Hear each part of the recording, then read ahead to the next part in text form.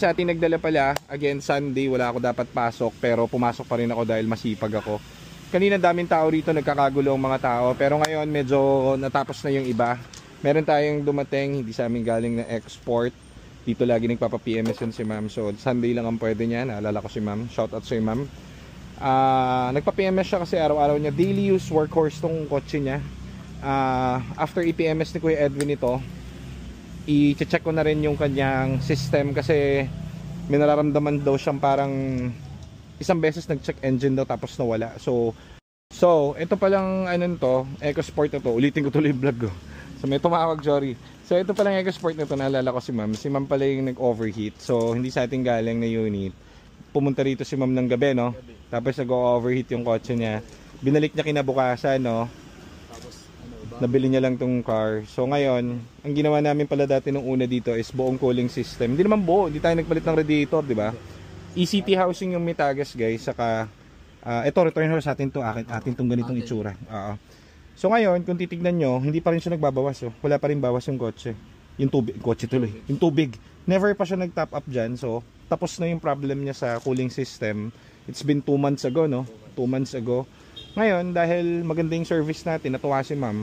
Imbis na sumabog yung kotse niya, buhay na buhay, alive na alive, at gamit niya araw-araw, dito na siya nagpapa-PMS. Kaya pala, sabi ko si mami, parang naalala ko. So, pa-PMS lang siya. Tapos, checkin natin ngayon yung sinasabi niya na nag-check engine daw minsan, pero tingin ko nga battery. So, yan, shoutout kay ma'am. Okay. Scan na rin natin tong kotse niya kasi libre to is sa aming PMS para yung overall scan. Para makita natin yung findings ng kanyang kotse. Okay, so yun. Alam nyo naman ako si Good Boy Rapa. So okay, pinutin natin. Oh, camshaft. Mali ako, guys. Pero bangkwan. Oh. Galing ko ah. Camshaft position sensor. So okay. Air conditioner. So camshaft position sensor A circuit bangkwan. So i-ano na natin kay ma'am ito.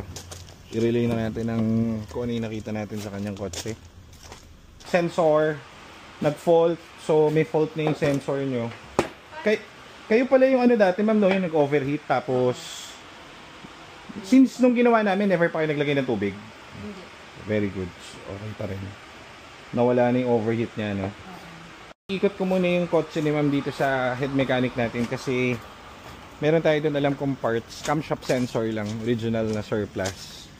So, papapalitan natin kasi wala yung mga mechanic namin dito ngayon. Ikot ko para tapos na itong problem niya. Good, di kami nagpipintura, ma'am eh.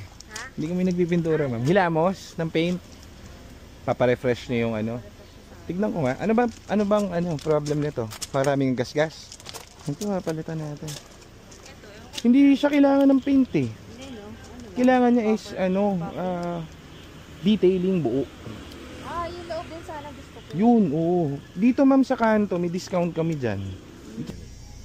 Teka, video ko. Oh. Okay.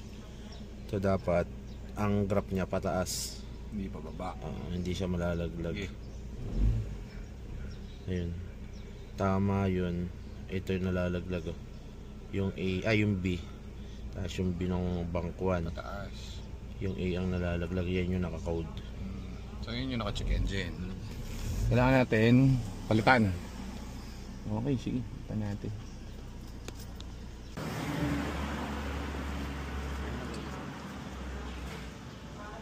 Wala naman lang na light.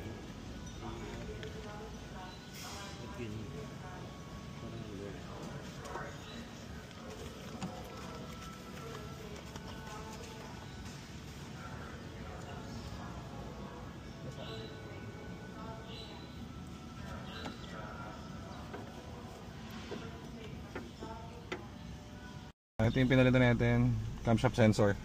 Ano to? A ba to? A yan. A. Camshaft sensor A. Tapos na agad. Easy.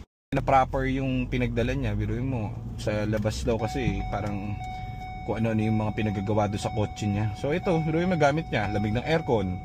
Nagamit niya sa Baguio. Gamit niya daily workhorse niya. O di ba? Ang dali-dali patinoin ito eh. So dapat lang dadalhin nyo doon sa mga tamang tao at yung hindi yung walang means na kumita. Ang minsan kasi guys, lumaki kami, kumbaga, ang base namin sa shop is car dealer, hindi naman repair. So wala sa mindset namin yung kailangan maka-repair kami ng ganyan, kailangan makabenta kami ng parts na ganyan para kami kumita. So wala kaming ganun, kaya hindi kami naghahangad. Yun yung difference nun. So ang base ng shop is car dealership. Next na lang yung sa mga repair dahil nga alam nyo naman 40 natin to. Kaya ganun, maasahan nyo kami. Kita nyo si ma'am, dito nagpapa-PMS na kasi tiwala na siya eh. Ganun yung mga client natin. Kung gusto nyo enjoy yung kotse nyo at alam nyo yung proper yung titingin at alam nyo walang monkey business, so dito kayo sa shop. Welcome kayo lahat dito kahit hindi nyo sa amin nabili. Goods na itong kotse nyo. Wala nang check engine, wala nang problem. So yun lang ang problem niya. Okay, goods, 3 stats sa kanya. Okay na yun ma'am, ano na lang ulit. Mga siguro after 3 months ma'am, saka kayo magpa-change oil na lang ulit. Gamit na nyo na naman, di ba? Gamit na gamit. Yung tubig, tinignan namin, ganun pa rin. Kung paano na siya namin iniwan dati, yun pa rin siya. Very good siya. Ibig sabihin, kasi ang una nyo, ECT housing, di ba yung binayaran nyo? Yun yung may leak eh. Naalala ko yung ginawa dyan eh.